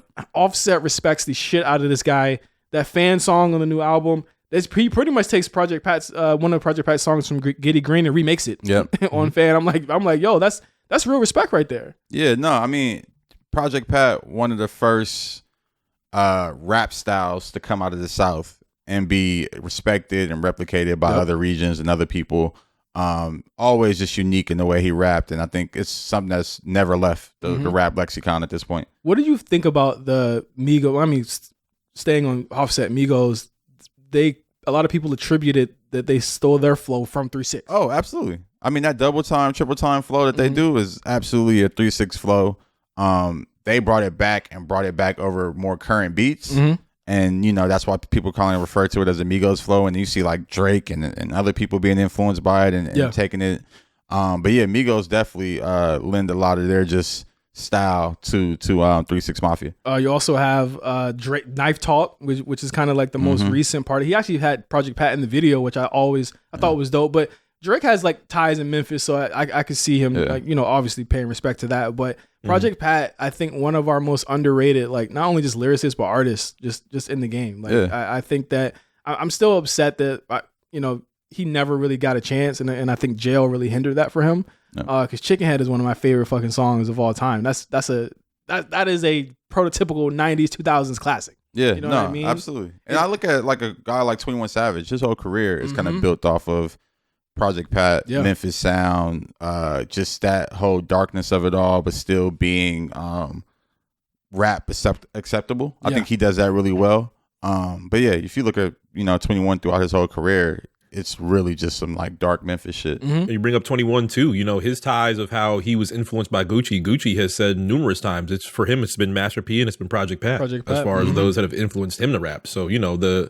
lineage and the trees have always been so connected on how influential Project Pat has been. And Project Pat had a TikTok moment. She's a freaky young girl, loved bisexual. I'm like, why are white girls dancing to this? There's another song on this album that had a TikTok moment as well. We'll get to that when we get there. But Juicy J on Knock the Black Off Your Ass, 30 G's of Gucci, thrown in the river, splitting with your nigga who'll probably ride with us is the greenest line I've ever heard. Like, god damn, bruh. You had DJ Paul once again. I think they better call Bush because it's a national disaster when I unleash my pistol grip Bushmaster, ring the alarm. I got double drums, 100 round spitter. You can't hide, you can't run. I'm a sniper, riding in a blue Chevy, a trunk full of guns because your hoes ain't ready. Kill a bitch like Freddy in the Betty in pajamas in the middle of the night. Wake him up, red sights. He's really violent on this album. Yeah. Dog Paul, man. I fuck with you. He's my favorite member. He tried too hard here. I like DJ Paul Unbreakables. DJ Paul. He kind of was just like, yo, I'm gonna let everybody else shine. He just kind of here being like, I'm the rapper. I'm the rapper. 3 6 Mafia. I'm like, bro, you were never the rapper, man. And then we get to kind of the hit version of like the hit section of this album. Like it's like a bunch of hits back to back on here. Popping My Collar. This was a song. Wasn't it an Entourage? I think I listened to it, an Entourage or some shit. It might have been. The video was classic. It had a bunch of cameos in the video. Popping My Collar. Really short song. I really like when they do kind of these kind of intro, like not intro, like interlude. It's kind of like an interlude more than a song, really, because it's only like a minute long. The chorus, of course, legendary chorus. There's so many good choruses on here. I mean, it was again like a pimpin' anthem. You had what's the guy's name? Kingpin, Play a Fly or some shit like that. Like he's doing the chorus on here. Ever since I can remember, I've been popping my collar. This was a song that was actually from Choices 2, and they repurposed it as well. Again, and again, Crunchy Black, bro. She's just another hoe that I met in the hood. I told her I was Crunchy Black and it was all good. That's all it takes. That's all it takes. In Memphis, at least. I remember this being big on 106. This was one of the bigger videos that I mean, Stay High obviously got a lot of love, but I remember Pop My Collar doing some pretty good work on 106. And when they dropped the remix with Pat, I think they took Mr. Big off and put Pat on the remix, and that was the one that made the video. Yep, it was the Project Pat version. Because again, they were like, we want to try it again. Kanye West was in this video, actually. Now I think about it. Yep, he was in the video, which was a precursor to the next song. We got a question from our patrons about our thoughts on this next song. But Popping My Collar, amazing song. Mm-hmm. Again, I haven't skipped the song yet. It's coming though. It's funny though, but Popping My Collar, very much another one of their biggest songs, but wasn't really in the crunk vein. Mm-hmm. And it showed that like they just have versatility. Willie Hutch sample here too. Yep, once again, from the Mac. Yeah. So yeah, they were really like. They were showing their versatility with this album, and also showing that like we're producers. Like we're not just making this crunk hard hidden shit that you guys know us for. We can kind of smooth it out and become hits. Understanding the moment, and I think that's like the biggest thing of this album. Before you get to side, don't forget hard hitters. I know. What? I forget side to side, or I forget hard hitters because I skip it. Huh. That's your first skip. Hard hitters is the first skip, bro. I'm like. Okay. I get it. I like the you can't touch me. Stand back. No, like that was funny as shit. I like the Jeezy version of this better. Wait, this is Jeezy version? There Jeezy freestyles over this. I think. Oh shit! I think he does it on Can't Ban, right? Oh, you know what he does? Yeah, he does. He does. Yes. He freestyles over this on Can't Ban the Snowman towards the end. It's this. I like the Jeezy version. I'm mad Jeezy and 3 6 never linked up more because he seemed to be a really big fan of them. Because every time they put out something, he would always go freestyle over it on one of his tapes. Like he seemed to be a really big fan of them, and he did the hard hitters freestyle on Camp and the Snowman thing that came out like early 06. Yeah, and I think this is a better version of this song. You know what happened is that like it started to. I think as good as the choruses are. They start to run into each other, and I think the hard hitters was done better with earlier in the album. You know what I mean? This is just like, because there's no more real songs that are like this on the album for the rest of the album. So it's just like, they could have cut this one off. I thought. I felt like Poppin' My Collar into Side to Side is the best rotation there. I mean, for me, I think in this whole album is that like the showcase for their label and just what they had going for us. So they had Boogeyman on this record. It's just kind of like, hey, we gotta throw our artists on here somewhere. So this is the one. Fucking Boogeyman, that's what she says about him on the outro. Oh my god. I mean, Boogeyman is also just whatever to me. Like he was never, honestly, never given a chance to get bigger than he really was. I think Paul and Juicy just kind of focused on themselves after this album, and you know there was never that clamoring for a Boogeyman album. His name was Boogeyman, yo. Like there was no one clamoring for Boogeyman. But I thought Don't Violate was the better version of Hard Hitter, so I always skip it. That's a good point. And even when I would do the Apple Music shit back in the day, the iTunes shit, it was not on my version of Most Known Unknown. But we get to Side, and we had a question about this before we get into the song. Mark, what was the question that came up on our Patreon? Shout out to Van. Van tapped into our Patreon. Of course, if you have the Patreon app, you can always tap into our Black Print chat. We literally have a chat room now, almost like a Discord type of chat that you can tap in and talk to us at any point in time. Van dropped something in the chat. He said, question for you guys today on ThrowBLKs. What is the better remix of Side to Side? Is it the Kanye West remix or is it the Bow Wow remix? Man, shit, I'll kick it off. Both are very, very good. You gotta think this Bow Wow verse came in his era where he was like starting to rap. This is like the freshest album in his area. He was T.I. That's what he was. Yeah, but he was getting off. He got off in this era. I was like, oh shit, this nigga Bow Wow really rapping. I don't know, man. I'm biased. I was a big Kanye fan at this time. That was the moment. And I will absolutely say that Kanye's version was better. He switched the beat up. Yep. Which was dope. The beat, I like the little remix beat that he did a little bit better than the regular Side to Side. Okay. I think it had just a little more swing to it. And just the shit he was talking. Like, it felt very much like, I think he talked about like being at the VMAs or the Grammys. Yeah. Remember, the Late Registration had just come out. Yeah, so it's like, this is my talk to my shit verse. And he got off. I think, I wish his verse was a little bit longer. I think they all had like 12 bars or so. I think both these remixes were literally, let's capture the moment right now.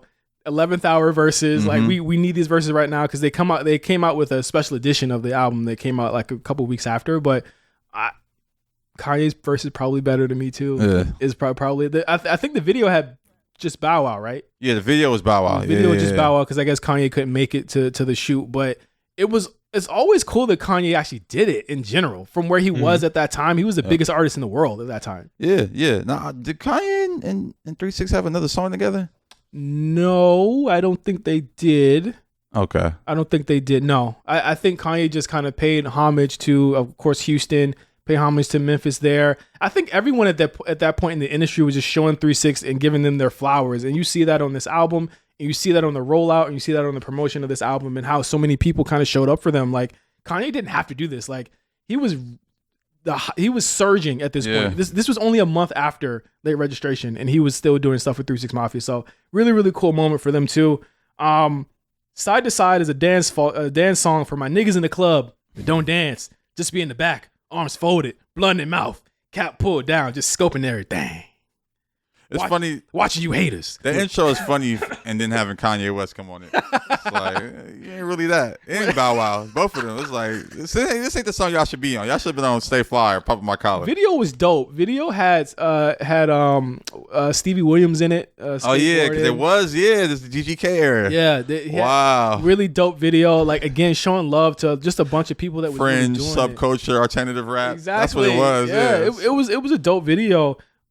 Twisting my body from side to side. I'm just twisted. It was just this. Yeah. Also, Lean Back had come out a year before this. Yeah. Everybody needed a lean back. Everybody needed a lean back in 05. This was the Memphis Lean Back. This song was actually a hit. Like, I was looking at the stats. I was like, people really fucking love this song. So this is what 2-3 hits from this song. See ho, I don't dance. I'm in a city in the city where I'm from. I wear the pants. These bitches think they're cool. Cool. I got the dick, so I make the rules. I make the rules. It's crazy. All right. Wow. I don't think you can say this in 2023. I like a big old. What do you say? I like with a big old bra.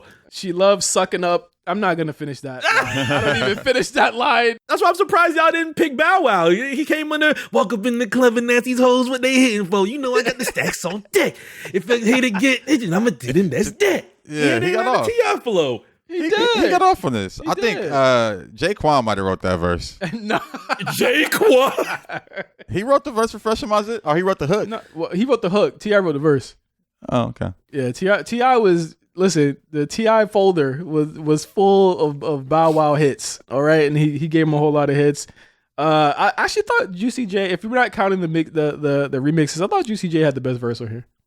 I thought You Knew I Was the Main D-Boy off the chain, go and walk up to a girl, tell a bitch I'm Rick James, had only happened a year before this. Again, yep. Shit. Like literally, they're referencing shit that was only 6 watching TV old. all fucking day. Exactly, yo. Comedy raps, man. Telling you, bro. These niggas, kings. They literally, Bernie Mac, any comedian that ever, Cat Williams, would have fit in perfectly in this group. Cat Williams can rap too. I know. That's why I said Cat Williams. He'd fit perfectly in this group. He was already wearing a Dipset chain. I don't know if he can wear a hypnotized camp chain. All of that shit, bro. But side to side, another class. I mean, what more to say? Like that's a classic. Next song, Half on the Sack. Hey nigga, get your weed, get your blow, get your drink together, cause we about to get high. Gosh. This song had a TikTok moment. Really? Did you hear it? The Juicy J's verse. Noah's all running. Find a snow bunny. Take it to the crib. Make her drink. That whole first I missed that. bars. I missed that TikTok moment. It was the penguins. It was the penguins. Yeah. Oh, the penguin you're shit. right. Yeah, you know what? You're absolutely right. I did see that. The penguins dancing. And I was like, bro, why this verse though?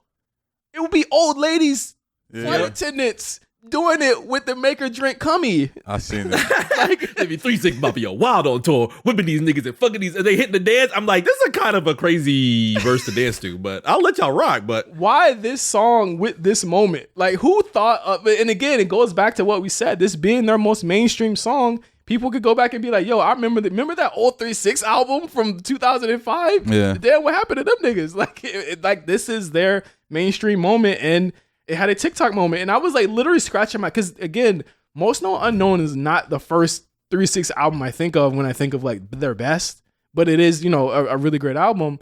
But when I heard it, I was like, what album is this from? I couldn't breach it. And then like one day I was listening to it, I was like, oh, this is the fucking TikTok song. Yep. And there it is. It's from Most Known Unknowns. That's and crazy. It half on a half on a sack or on some blow. Why is this? Why this? But also going back to 3-6's old druggy anthems. Of course, Gangsta Boo said that Juicy J was not doing any of this. So we'll see. DJ Paul, I believe it. Oh man, I absolutely believe DJ Paul was doing these drugs. Crunchy Black again. What your boys doing with that weed? Where your boys going with that shit? Begging like a little kid, get on me a little bit. I'm like, yo, you're a fiend, brother. Slow down. That nigga was begging for the blow, dog. Come on, man. Get the fuck out of here. Half of the Sack, great song. We get another skit. Again, selling. Yeah, LinkedIn. Selling. New Boogeyman album. Boogeyman, then we get into when I pull up at the club. This is the party, like, mainstream section of the album where all of the guests are. When I pull up at the club, again, choices to repurpose chorus. Paul Wall on it. Paul Wall's on it. When I pull up at the club, looking so clean, 7-7 cut dog, painted lime green. Today I'm married and my wife don't play. If you want me to treat you ugly, bitch, you gotta pay. Would a woman? Would you ever let a woman pay you to have sex with her? Yes, absolutely. I wish that was more common, honestly. Oh man, can it be the rolls that pull out these hoes, or could it be my Cadillac with 20-inch Vogues? Could it be my mansion in Memphis jacuzzi, or could it be my crib on Florida at the beach? DJ Paul's in his bag here. I'm not gonna lie. He was killing that shit. The beat is fire to me. The beat's fire. The beat is so fire. I like this song a lot. I feel like Mr. Big probably had the best verse on here. Mr. Big definitely had the best verse on here. Yeah. Mr. Big was an awesome rapper. I wonder what he's doing now.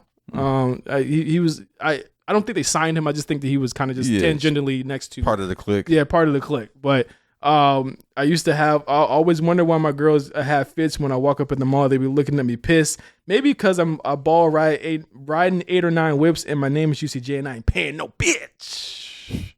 Come on, now. Big theme, early 2000s. No payments. How'd you feel about this song, MC? It was all right. I wouldn't necessarily say it was a skip. I think the next 3 songs end up being really strong. That when I pull up at the club, ends up taking a little bit of a backseat to these next 3. But it was a good song. So let's get to the next song, bro. Violator. I think another Violator connection here. Remy Ma on "Pussy Got You Hooked." Song for the ladies. Song for the ladies.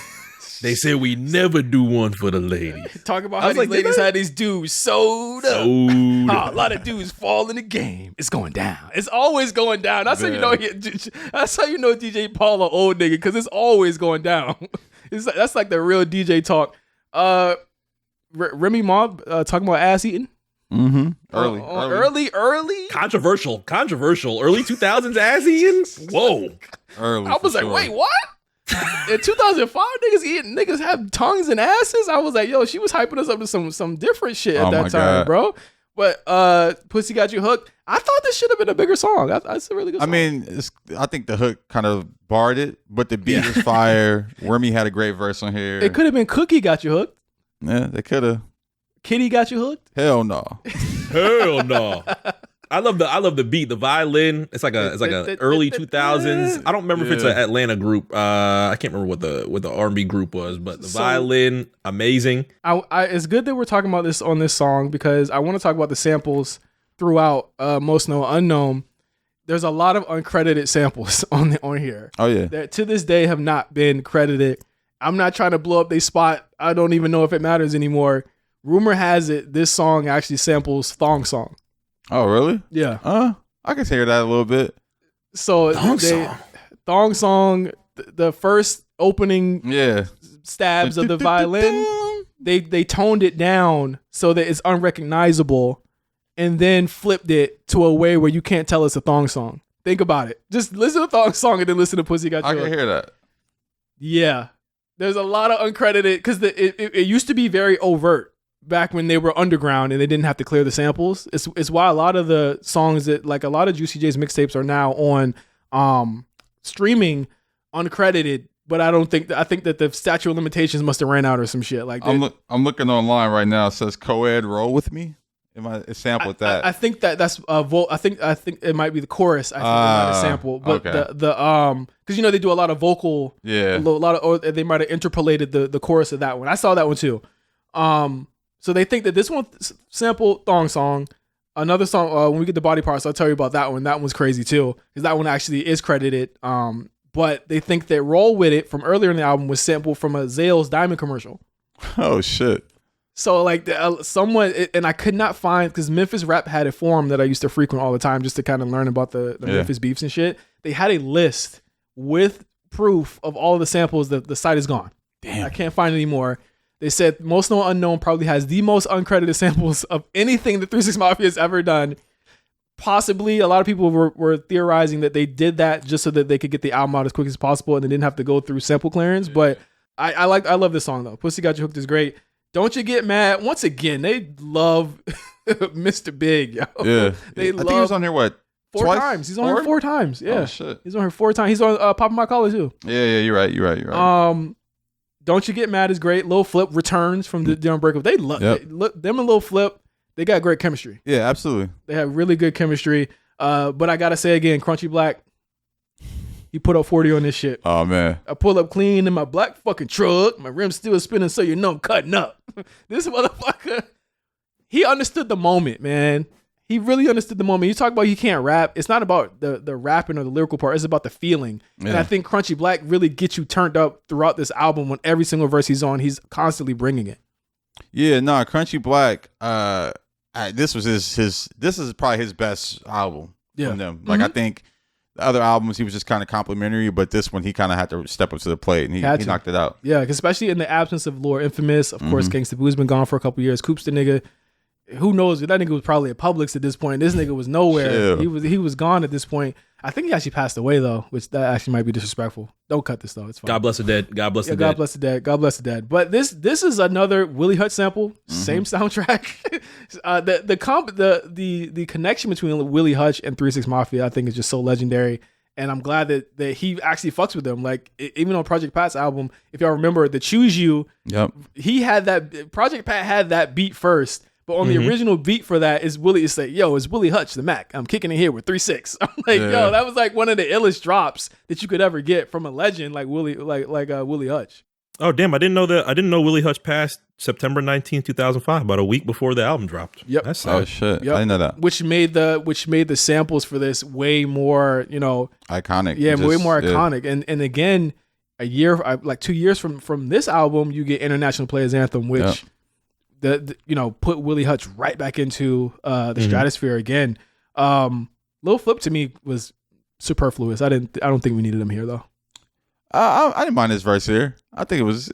Hey, you better have the money in my hand, ho. I'm like, why you coming? It was hard. Like that? It was hard to listen to Flip in 05. It was just tough. Why? Oh, because the T.I. shit. The T.I. shit, man. After hearing Flip say, "Scarface told me I'm the king of the South," and T.I. said, "Pussy nigga, shut the fuck up. I'm cool with Face. He know that you a sucker." I said, I can't listen to no more Flip. Can I be real? I thought Face was a sucker for that phone call shit. Man, I mean, I thought T.I. was a sucker because he recorded it. Yeah, like T.I. was a sucker for recording it. Face was a sucker for like being like, I'm cool with it, like for saying like, yeah, you because his thing was, nigga, I'm Scarface, I'm old as fuck already. Yeah, I don't give a fuck who the king of the South is. I'm trying to get paid. Yeah, you gonna give me a verse, T.I.? For sure. Like, I think that's what it was more than anything. I didn't like. I mean, at the time, I loved it because T.I. was just going hard, but yeah.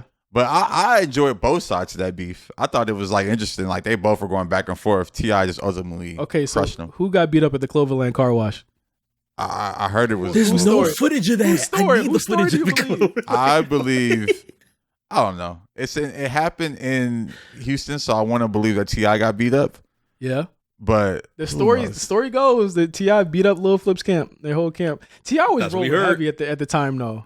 This is before Alpha Mega. Yeah. Is that one of the craziest stories you've ever fucking heard? Alpha Mega. T.I. was rolling with a snitch, the whole literal federal informant while he was doing all then this. Then T.I. went and got off of the gun case. Nothing blows my mind at this point. Alpha Mega had a good verse. Alpha Mega had a good verse on Hurt. Hurt was like his coming out, but also like again stabbing niggas with forks was also his coming out party. Oh my gosh, like that was also that picture of him like looking like the Incredible Hulk with his eyes all over this shit. Legendary, crazy. Like, yo, rap isn't like that no more, man. Like just think of all the crazy shit that happened from 2004 to 2007. Like it's a good reason why. So this shit was just wild, wild west. Wild West at that point, yo. Niggas was just wilding. But let's get to Body Parts 3. This is your posse cut. You have everybody there: Crunchy Black, Boogie Mane, Frazier Boy, Lil White, Chrome, Granddaddy South, Juicy J, Project Pat, DJ Paul, all of it. This song samples Pirates of the Caribbean. Hilarious. Another song that was brought back from like a past album too, I believe. Yeah, Body Parts was kill him and rob him and beat him and dumped all his body parts into my trunk. I think it's from Mystic Styles? Yeah. I think it might be from Mystic Styles. Hold on, let me look that up real quick. Let me peep. As you go ahead and look that up, your favorite Posse record, I believe you had confirmed that's the one from Choices, the first Choices, right? Yes, my favorite 3-6 Posse record was they're all called Posse Song. Yeah. So like literally all of them are called Posse Song. Again, Posse, who's using fucking Posse? It samples the Child's Play theme. I think Lil Chat has the first verse. Her and Gangsta Boo are going back and forth like Jada and Styles. Lil Chat with the Mac, the other queen of Memphis. Now we got two bumping bitches in the club posted up $800 bottles. Take the glass, fuck a glass, nigga. Hold the bottle up, drink it out the bottle, some shit like that. One of my favorite Posse songs of all time. DJ Paul's crazy on it. I think everybody went crazy on that song. It used to scare me when I was a kid. Oh shit! Because I was scared of Chucky. So it was the Chucky. I was like, oh, this is the Chucky theme, and I knew it. Turn that shit off. I turned that shit the fuck off. I couldn't do it until I was much older. But I can't find where it was. It was from the first Body Parts, obviously. But Body Parts 1, I think, was on either World Domination or it was on Mystic Styles. They brought it back again, respecting their own history. I think. Which is honestly kind of cool. I think Future is like the last rapper I can remember respecting his own history on The Wizard. When he brings back a lot of his old verses, a lot of his old beats, a lot of his old lines on there. Yep. You got people saying you were the first nigga with a bust down and everything. Like it was Future. Wizard was Future respecting his own history.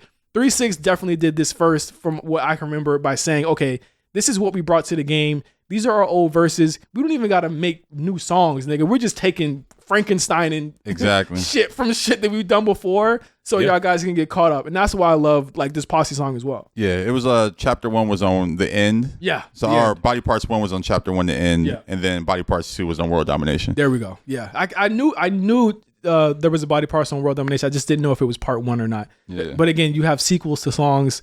These niggas was crazy. What was your favorite verse off of this? I'm gonna go ahead and start. Juicy J is my favorite verse on Body Parts 3. That's a hard one. Honestly, it's funny because you don't really like this guy, but I think Fresh Boy came through on this one. I think he was a Fraser boy with the toy. He always come on with the weird voice. It's just a good respite to all the other sounds. Yeah, he was like more the hustler type, like closer to Project Pat and what was going on the other side of Memphis. Yeah. And Juicy J had the most buck part of the whole song. You can't be like me slinging D because I'm hurting. Don't competition with the juice because it's Kurt. He had so many gimmicks in this verse. He had he had the like after this.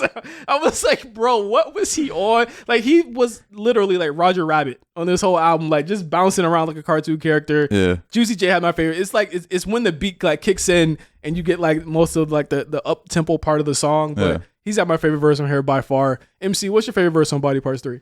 I usually lean towards Juicy J throughout a lot of this album in general. Well, with 3-6 mostly, too, as well. So I think I'll go Juicy J, too. Juicy J, man, he has the kufi on the front cover of the album. Did y'all catch that? I did. Why is he wearing a kufi? The knitted kufi. He is. Why is he wearing a kufi? He is. I'm looking at it right now. It's actually ridiculous. Why is he wearing a kufi, bro? There's no reason for him to wear a kufi. Of course, then we get the 3-6 Mafia outro. One of the last artists that ever did outros for it. This outro is really great, and I think this outro is really like earnest and like really thankful for like everything that they've been able to go through. Of course, they're selling you on all these albums. Yeah. Let me tell you this right now. A lot of times they mention albums coming out in these outros, they never come out. Oh yeah, I mean they mentioned the movie that never came out on here. Memphis Streets. Yeah, Memphis Streets never came out. The comedy movie. I think the comedy movie did come out. Did it? I want to say it did. There was a bunch of shit. The Cash and Checks, the DJ Paul, Juicy J album that they've been pushing since 1997 has never come out at this point. Yeah. They said, we're going to find some time to do Cash and Checks. They never did Cash and Checks. In fact, they did bring up the Crunchy Black solo album. That actually did come out like a year later. It did? Yeah. It's called On My Own. Oh, yeah, it did. Damn, he did it. Yeah, it did come out. And then they kind of tried to push him, too. And it just didn't work. It was just like, bro, like you're like 47, bro. Like you can't have this album coming out, bro. But that came before the Stay High remix, Slim Thug, Trick Daddy, and it came after. Excuse me, Stay High. Oh shit! I'm sorry, I skipped the Stay Fly remix. I don't like. So yeah, with Slim Thug. Yeah, Slim Thugger. Yeah, he was having a moment at this point too. Already platinum era. That's what I'm saying. This album, like Houston was having their moment. I think they were like, oh, Houston about to be the next Atlanta. Let's roll with it. I think Project Pat had the verse of the Stay Fly remix. Of course, he wasn't able to get on the first one. I'm pretty sure if he was out at the time they recorded it, he probably would have been on it. Mm-hmm. I thought his verse on Body Parts was way better. They locked me up just like Tupac, and I went platinum. I said, all right, nigga.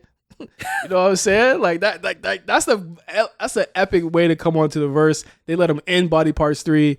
Then you got the Stay Fly remix. Again, understanding the moment. They said, we got to put the remix out. We still in the remix era at this point, too. Yeah, hell yeah. We're still in the remix era. People were still doing remixes. Go Crazy had a remix. For what?